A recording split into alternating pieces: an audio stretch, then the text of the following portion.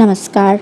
ये रामायण कथा पूरी तरह से श्रीमद् वाल्मीकि रामायण के ऊपर आधारित है। यदि आप इसका निरंतर श्रवण करते रहना चाहते हैं तो इस चैनल को सब्सक्राइब जरूर कर लें और आगे आने वाली सभी पॉडकास्ट के नोटिफिकेशन के लिए बेल आइकन को भी ज़रूर से प्रेस कर दें। अब हम सुनेंगे 59वां सर्ग। प्रहस्त के मारे जाने से दुखी हुए रावण का स्वयं ही युद्ध के लिए पधारना, उसके साथ आए हुए मुख्य वीरों का परिचय, रावण की मार से सुग्रीव का चेत होना, लक्ष्मण का युद्ध में आना, हनुमान और रावण में थप्पड़ों की मार, रावण द्वारा नील का मूर्छित होना, लक्ष्मण का शक्ति के आघात से मूर्छित एवं सचेत होना तथा श्री राम से परास्त होकर रावण का लंका में घुस जाना, वानर श्रेष्ठ नील के द्वारा युद्ध स्थल में उस राक्षस सेनापति प्रहस्त के मारे जाने पर समुद्र के समान वेगशालिनी और भयंकर आयुधों से युक्त वो राक्षस राज की सेना भाग चली। राक्षसों ने निशाचर राज रावण के पास जाकर अग्निपुत्र नील के हाथ से प्रहस्त के मारे जाने का समाचार सुनाया। उनकी वो बात सुनकर असुरराज रावण को बड़ा क्रोध हुआ। युद्ध स्थल में प्रहस्त मारा गया ये सुनते ही वो क्रोध से तमतमा उठा, किंतु थोड़ी ही देर में उसका चित्त उसके लिए शोक से व्याकुल हो गया। अतः वो मुख्य देवताओं से बातचीत करने वाले इंद्र की भांति असुर सेना के मुख्य अधिकारियों से बोला, शत्रुओं को नगण्य समझकर उनकी अवहेलना नहीं करनी चाहिए। मैं जिन्हें बहुत छोटा समझता था, उन्हीं शत्रुओं ने मेरे उस सेनापति को सेवकों और हाथियों सहित मार गिराया जो इंद्र की सेना का भी संहार करने में समर्थ था। अब मैं शत्रुओं के संहार और अपनी विजय को लिए बिना कोई विचार किए स्वयं ही उस अद्भुत युद्ध के मुहाने पर जाऊंगा। जैसे प्रज्वलित अग्नि वन को जला देती है, उसी प्रकार आज अपने बाण समूह से वानरों की सेना तथा लक्ष्मण सहित श्री राम को मैं भस्म कर दूंगा। आज वानरों के रक्त से मैं इस पृथ्वी को तृप्त कर दूंगा। ऐसा कहकर वो देवराज का शत्रु रावण अग्नि के समान प्रकाशमान रथ पर सवार हुआ। उसके रथ में उत्तम घोड़ों के समूह जुटे हुए थे। वो अपने शरीर से भी प्रज्वलित अग्नि के समान उद्भासित हो रहा था। उसके प्रस्थान करते समय शंख, भेरी और पणव आदि बाजे बजने लगे। योद्धा लोग ताल ठोकने, गरजने और श्रीनाद करने लगे। वंदीजन पवित्र स्तुतियों द्वारा असुरराज रावण की भली भांति समाराधना करने लगे। इसी प्रकार उसने यात्रा की। पर्वत और मेघों के समान काले एवं विशाल रूप वाले मांसाहारी राक्षसों से, जिनके नेत्र प्रज्वलित अग्नि के समान उद्दीप्त हो रहे थे, घिरा हुआ राक्षस राजाधिराज रावण भूतगणों से घिरे हुए देवेश्वर रुद्र के समान शोभा पाता था। महातेजस्वी रावण ने लंकापुरी से सहसा निकलकर महासागर और मेघों के समान गर्जना करने वाली उस भयंकर वानर सेना को देखा, जो हाथों में पर्वत शिखर एवं वृक्ष लिए युद्ध के लिए सज्ज थी। उस अत्यंत प्रचंड राक्षस सेना को देखकर नागराज शेष के समान भुजा वाले वानर सेना से घिरे हुए तथा पुष्ट शोभा संपत्ति से युक्त श्री रामचंद्र जी ने शस्त्रधारियों में श्रेष्ठ विभीषण से पूछा, जो नाना प्रकार की ध्वजा पताकाओं और छत्रों से सुशोभित प्राश, खड्ग और शूल आदि अस्त्र शस्त्रों से संपन्न, अजय निडर योद्धाओं से सेवित और महेंद्र पर्वत पर जैसे विशालकाय हाथियों से भरी हुई, ऐसी ये सेना किसकी है? इंद्र के समान बलशाली विभीषण श्री राम की उपयुक्त बात सुनकर महामना असुर शिरोमणियों के बल एवं सैनिक शक्ति का परिचय देते हुए उनसे बोले, वह जो रथ पर चढ़ा हुआ है, जिसकी ध्वजा पर सिंह का चिन्ह है, जिसके दांत हाथी के समान उग्र और बाहर निकले हुए हैं तथा जो इंद्रधनुष के समान कांतिवान धनुष हिलाता हुआ आ रहा है, इसका नाम इंद्रजीत है। वह वरदान के प्रभाव से बड़ा प्रबल हो गया है। ये जो विंध्याचल, अस्ताचल और महेंद्रगिरी के समान विशाल काय, अतिरथी एवं अतिशय वीर धनुष लिए रथ पर बैठा है तथा अपने अनुपम धनुष को बारंबार खींच रहा है, इसका नाम अतिकाय है। इसकी काया बहुत बड़ी है, जिसके नेत्र प्रातः काल उदित हुए सूर्य के समान लाल हैं तथा जिसकी आवाज़ घंटा की ध्वनि से भी उत्कृष्ट है। सक्रूर स्वभाव वाले गजराज पर आरूढ़ होकर जोर जोर से गर्जना कर रहा है, वो महामनुष्य वीर महोदर नाम से प्रसिद्ध है, जो सायंकालीन मेघ से युक्त पर्वत की आभा वाले और सुवर्णमय आभूषणों से विभूषित घोड़े पर चढ़कर चमकीले प्रास को हाथ में लिए इधर आ रहा है, इसका नाम पिशाच है। यह वज्र के समान वेगशाली योद्धा है, जिसने वज्र के वेग को भी अपना दास बना लिया है और जिसने बिजली की सी प्रभा छिटकती रहती है, ऐसे तीखे त्रिशूल को हाथ में लिए, जो ये चंद्रमा के समान श्वेत कांति वाले शांड पर चढ़कर युद्ध भूमि में आ रहा है। ये यशस्वी वीर त्रिशिरा है, जिसका रूप मेघ के समान काला है, जिसकी छाती उभरी हुई है और जिसकी ध्वजा पर नागराज वासुकी का चिन्ह बना हुआ है तथा जो एकाग्रचित्त होकर अपने धनुष को हिलाता और खींचता आ रहा है वो कुंभ नामक योद्धा है, जो स्वर्ण और वज्र से घटित होने के कारण दीप्तिमान तथा इंद्रनील मणि से मंडित होने के कारण धूम्र युक्त अग्नि सा प्रकाशित होता है। ऐसे परीख को हाथ में लेकर जो राक्षस सेना की ध्वजा के समान आ रहा है उसका नाम निकुंभ है। उसका पराक्रम घोर एवं अद्भुत है। यह जो धनुष खड़ग और बाण समूह से भरे हुए ध्वजा पताका से अलंकृत तथा प्रज्वलित अग्नि के समान दैदीप्यमान रथ पर आरूढ़ होकर अतिशय शोभा पा रहा है वो ऊंचे कद का योद्धा नरांतक है। वो पहाड़ों की चोटियों से युद्ध करता है।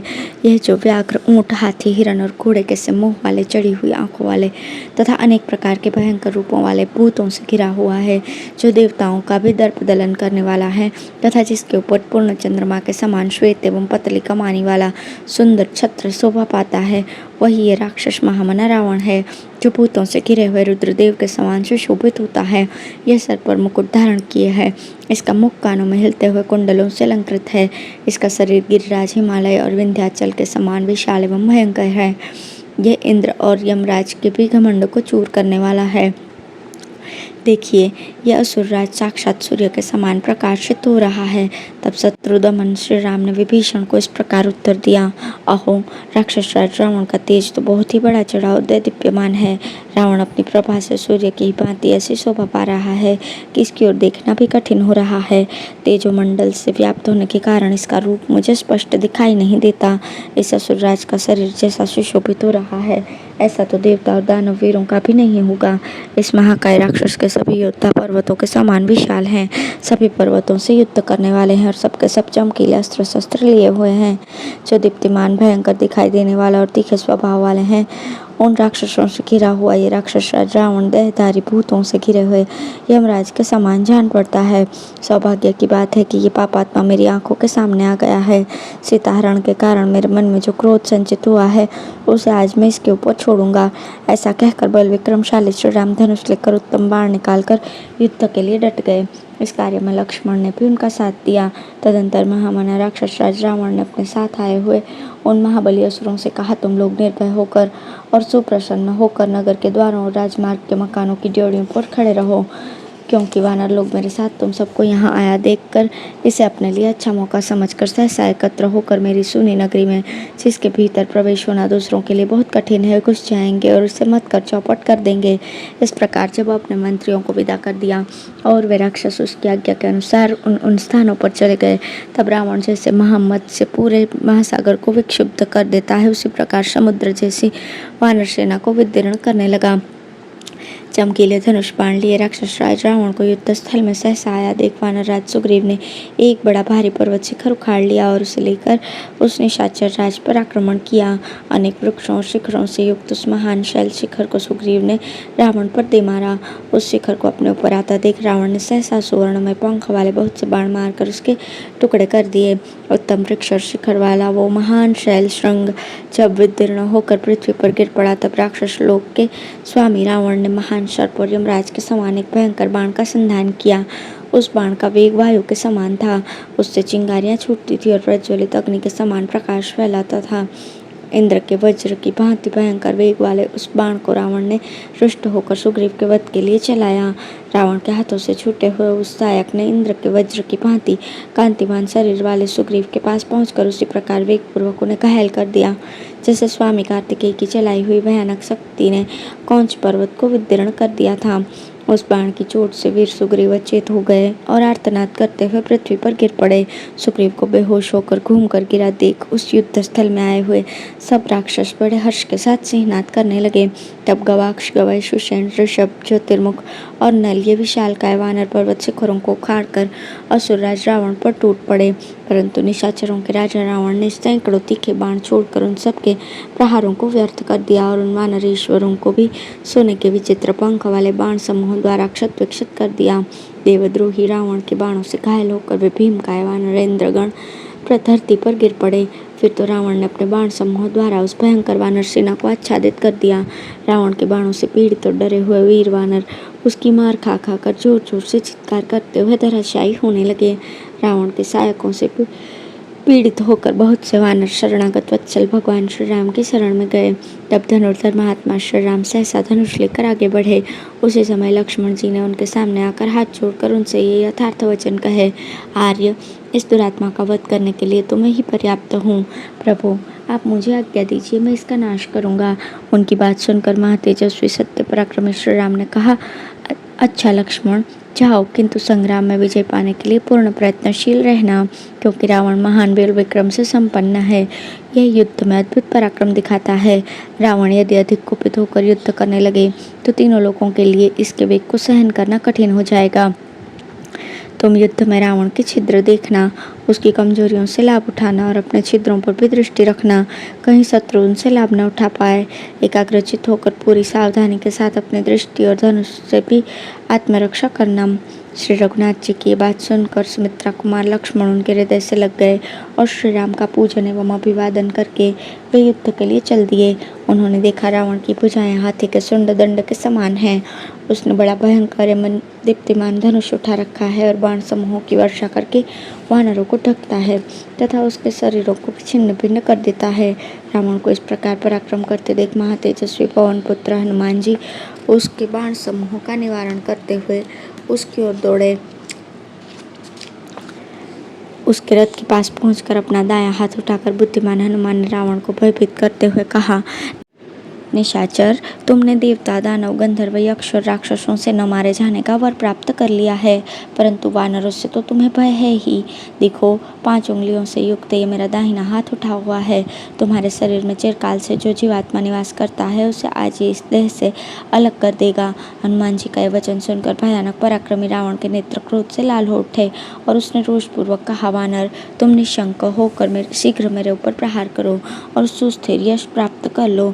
तुम में कितना पराक्रम है ये जान लेने पर ही मैं तुम्हारा नाश करूंगा। रावण की बात सुनकर पवन पुत्र हनुमान जी बोले, मैंने तो पहले ही तुम्हारे पुत्र अक्षय को मार दिया है, इस बात को याद करो। उनके इतना कहते ही बल विक्रम संपन्न महातेजस्वी असुरराज रावण ने उन पवन कुमार की छाती में एक तमाचा जड़ दिया।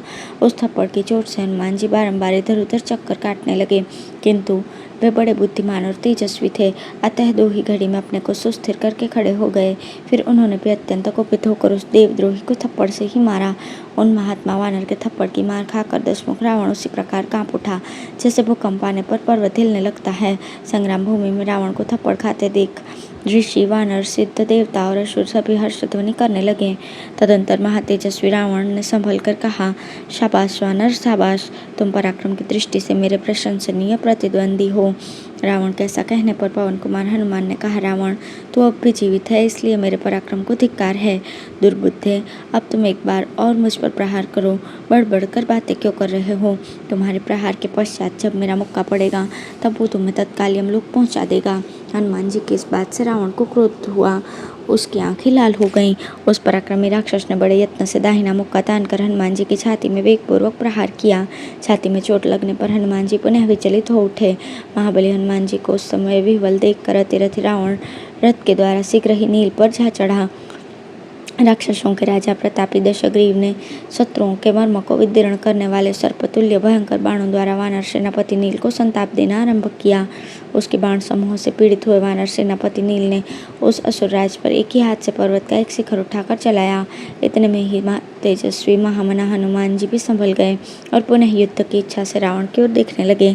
उस समय असुरराज रावण नील के साथ उलझा हुआ था।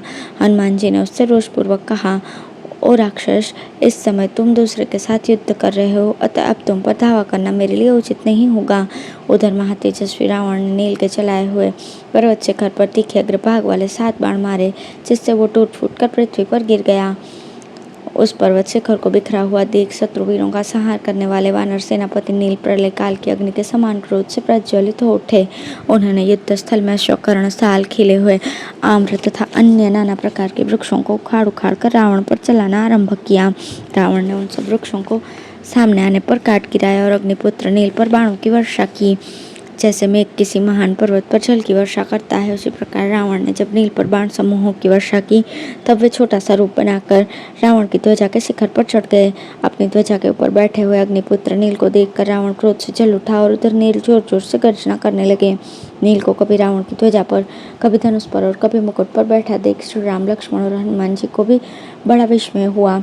वानर नील की वो फूर्ति देखकर महातेजस्वी रावण को भी बड़ा आश्चर्य हुआ और उसने अद्भुत तेजस्वी आग्नेयास्त्र हाथ में लिया। नील की फूर्ति से रावण को घबराया हुआ देखकर हर्ष का अवसर पाकर सब वानर बड़ी प्रसन्नता के साथ किलकारियां भरने लगे। उस समय वानरों का हर्षनाद से रावण को बड़ा क्रोध हुआ, साथ ही हृदय में घबराहट छा गई, इसलिए वो कर्तव्य का कुछ निश्चय नहीं कर सका। तदंतर निशाचर रावण ने आग्नेयास्त्र से अभिमंत्रित बाण हाथ में लेकर ध्वज के अग्रभाग पर बैठे हुए नील को देखा। देखकर महातेजस्वी राक्षस राज रावण ने उनसे कहा, वानर, तुम उच्च कोटि की माया के साथ ही अपने भीतर बड़ी फूर्ति भी रखते हो। यदि शक्तिशाली हो तो मेरे बाण से अपने जीवन की रक्षा करो। यद्यपि तुम अपने पराक्रम के योग्य ही भिन्न भिन्न प्रकार के कर्म कर रहे हो, तथापि मेरा छोड़ा हुआ दिव्यास्त्र प्रेरित बाण जीवन रक्षा की चेष्टा करने पर भी तुम्हें प्राणहीन कर देगा। ऐसा कहकर महाबाहु असुरराज रावण ने आग्नेयास्त्र युक्त बाण का संधान करके उसके द्वारा सेनापति नील को मारा। उसके धनुष से छूटे हुए उस बाण ने नील की छाती पर गहरी चोट की। वे उसकी आंच से जलते हुए सहसा पृथ्वी पर गिर पड़े। यद्यपि नील ने पृथ्वी पर घुटने टेक दिए, तथापि पिता अग्निदेव के महात्म्य से और अपने तेज के प्रभाव से उनके प्राण नहीं निकले। वानर नील को अचेत हुआ देख रणोत्सुक रावण ने मेघ की गर्जना के समान गंभीर ध्वनि करने वाले रथ के द्वारा सुमित्रा कुमार लक्ष्मण पर धावा किया। युद्ध भूमि में सारी वानर सेना को आगे बढ़ने से रोककर वो लक्ष्मण के पास पहुंच गया और प्रज्वलित अग्नि के समान सामने खड़ा होकर प्रतापी राक्षस राज रावण अपने धनुष की टंकार करने लगा। उस समय अपने अनुपम धनुष को खींचते हुए रावण से उदार शक्तिशाली लक्ष्मण ने कहा, असुरराज, समझ लो मैं आ गया, अतः अब तुम्हें वानरों के साथ युद्ध करना नहीं चाहिए। लक्ष्मण की ये बात गंभीर ध्वनि से युक्त थी और उनकी प्रत्यंचा से भी भयानक टंकार ध्वनि हो रही थी। उसे सुनकर युद्ध के लिए उपस्थित हुए सुमित्रा कुमार के निकट जाकर राक्षसों के राजा रावण ने रोषपूर्वक कहा, रघुवंशी राजकुमार, सौभाग्य की बात है कि तुम मेरी आंखों के सामने आ गए। तुम्हारा शीघ्र ही अंत होने वाला है, इसलिए तुम्हारी बुद्धि विपरीत हो गई है। अब तुम मेरे बाण समूहों से पीड़ित होकर इस क्षण यमलोक की यात्रा करोगे। सुमित्रा कुमार लक्ष्मण को उसकी बात सुनकर कोई विस्मय नहीं हुआ। उसके दांत बड़े ही तीखे और उत्कट थे और वो जोर जोर से गर्जना कर रहा था। उस समय सुमित्रा कुमार ने उससे कहा, राजन, महान प्रभावशाली पुरुष तुम्हारी तरह केवल गर्जना नहीं करते। पापाचारियों में अग्रगण्य रावण, तुम तो झूठे ही डींग हाँकते हो। कोई पराक्रम करके तो दिखाओ। मैं तुम्हारे बल, वीर्य, प्रताप और पराक्रम को अच्छी तरह जानता हूँ, इसलिए हाथ में धनुष बाण लेकर सामने खड़ा हूँ। आओ युद्ध करो।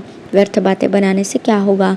उनके ऐसा कहने पर कुपित हुए असुरराज ने उन पर सुंदर पंख वाले 7 बाण छोड़े, परंतु लक्ष्मण ने सोने के बने हुए विचित्र पंखों से सुशोभित और तेज धार वाले बाणों से उन सबको काट दिया। जैसे बड़े बड़े सर्पों के शरीर के टुकड़े टुकड़े कर दिए जाएं, उसी प्रकार अपने समस्त बाणों को सहसा खंडित हुआ देख लंकापति रावण क्रोध के वशीभूत होकर और उसने दूसरे तीखे बाण छोड़े, परंतु श्री राम के अनुज लक्ष्मण इससे विचलित नहीं हुए। उन्होंने अपने धनुष से बाणों की भयंकर वर्षा की और क्षुर, अर्धचंद्र, उत्तम करणी तथा भल्ल जाति के बाणों द्वारा रावण के छोड़े हुए उन सब बाणों को काट दिया। उन सभी बाण समूहों को निष्फल हुआ देख असुरराज रावण लक्ष्मण की फूर्ति से आश्चर्यचकित रह गया और उन पर पुनः तीखे बाण छोड़ने लगा। देवराज इंद्र के समान पराक्रमी लक्ष्मण ने भी रावण के वध के लिए वज्र के समान भयानक वेग और तीखी धार वाले पैने बाणों को, जो अग्नि के समान प्रकाशित हो रहे थे, धनुष पर रखा, परंतु असुरराज ने उन सभी तीखे बाणों को काट दिया और ब्रह्मा जी के दिए हुए कालाग्नि के समान तेजस्वी बाण से लक्ष्मण जी के ललाट पर चोट की। रावण के उस बाण से पीड़ित होकर लक्ष्मण जी विचलित हो उठे। उन्होंने हाथ में जो धनुष ले रखा था उसकी मुट्ठी ढीली पड़ गई। फिर उन्होंने बड़े कष्ट से होश संभाला और देवद्रोही रावण के धनुष को काट दिया। धनुष कट जाने पर रावण को लक्ष्मण ने 3 बाण मारे, जो बहुत ही तीखे थे। उन बाणों से पीड़ित होकर राजा रावण व्याकुल हो गया और बड़ी कठिनाई से वो फिर सचेत हो सका। जब धनुष कट गया और बाणों की गहरी चोट खानी पड़ी, तब रावण का सारा शरीर मेदे और रक्त से भीग गया। उस अवस्था में उस भयंकर शक्तिशाली देवद्रोही राक्षस ने युद्ध स्थल में ब्रह्मा जी की दी हुई शक्ति उठा ली। वो शक्ति धूम युक्त अग्नि के समान दिखाई देती थी और युद्ध में वानरों को भी भयभीत करने वाली थी। असुरराज रावण ने वो जलती हुई शक्ति बड़े वेग से सुमित्रा कुमार पर चलाई।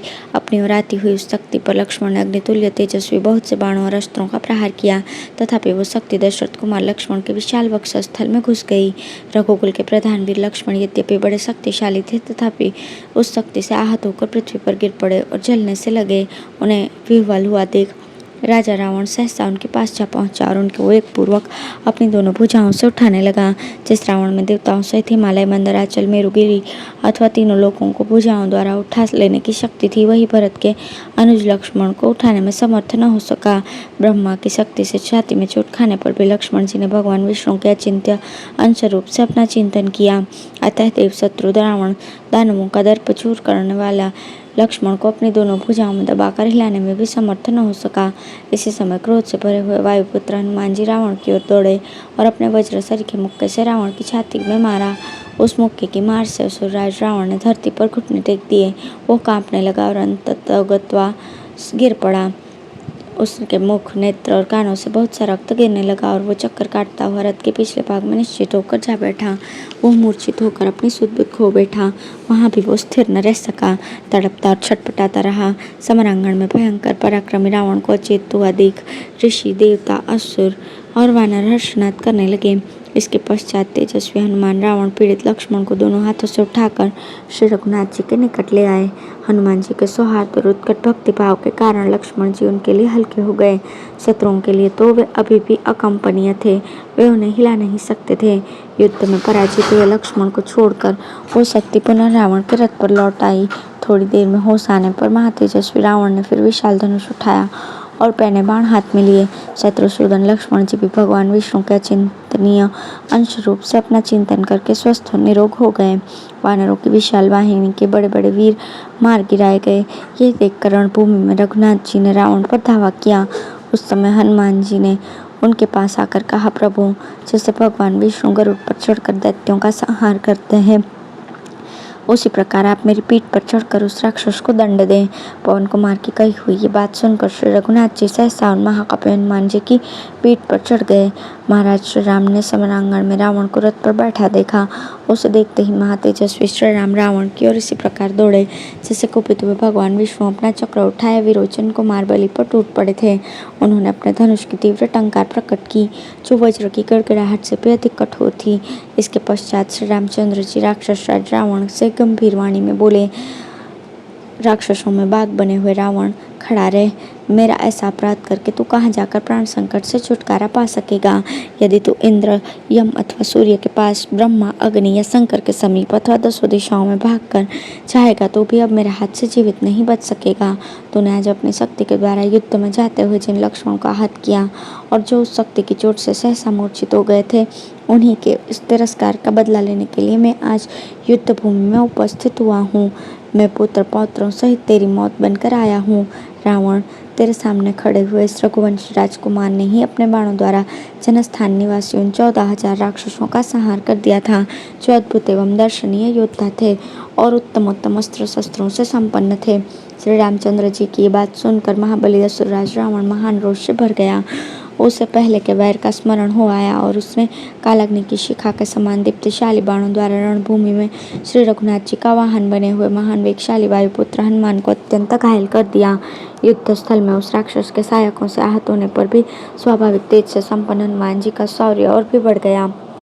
वानर शिरोमणि हनुमान को रावण ने घायल कर दिया। यह देखकर महातेजस्वी श्री राम क्रोध के वशीभूत हो गए। फिर तो उन भगवान श्री राम ने आक्रमण करके पहिए, घोड़े, ध्वजा, पताका, छत्र, सारथी, अश्नि, शूल और खड़ग सहित उसके सारे रथ को अपने पहने बाणों से तिल तिल करके काट दिया। जैसे भगवान इंद्र ने वज्र के द्वारा मेरु पर्वत पर आघात किया हो, उसी प्रकार प्रभु श्री रामचंद्र जी ने वज्र और अश्नि के समान तेजस्वी बाणों से इंद्र के शत्रु रावण की विशाल एवं सुंदर छाती में वेगपूर्वक आघात किया। जो राजा रावण वज्र और अश्नि के आघात से भी कभी क्षुब्ध एवं विचलित नहीं हुआ था, वही वीर उस समय श्री रामचंद्र जी के बाणों से घायल होकर अत्यंत आर्त एवं कंपित हो उठा और उसके हाथ से धनुष छूटकर गिर पड़ा। रावण को व्याकुल हुआ देख महात्मा श्री रामचंद्र जी ने एक चमचमाता हुआ अर्धचंद्राकार बाण हाथ में लिया और उसके द्वारा असुरराज का सूर्य के समान दैदीप्यमान मुकुट सहसा काट दिया। उस समय धनुष न होने के कारण रावण विषहैन सर्प के समान अपना प्रभाव खो बैठा था। सायंकाल में जिसकी प्रभा शांत हो गई हो उस सूर्यदेव के समान निस्तेज हो गया था तथा मुकुटों का समूह कट जाने से श्रीहीन दिखाई देता था। उस अवस्था में श्री राम ने युद्ध भूमि में असुरराज से कहा, रावण, तुमने आज बड़ा भयंकर कर्म किया है। मेरी सेना के प्रधान वीरों को मार दिया है। इतने पर भी थका हुआ समझकर मैं बाणों द्वारा तुझे मौत के अधीन नहीं कर रहा हूँ।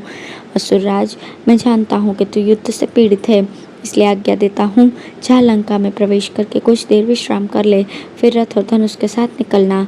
उस समय रथारूढ़ रहकर तू फिर मेरा बल देखना। भगवान श्री राम के ऐसा कहने पर राजा रावण सहसा लंका में घुस गया। उसका हर्ष और अभिमान मिट्टी में मिल चुका था।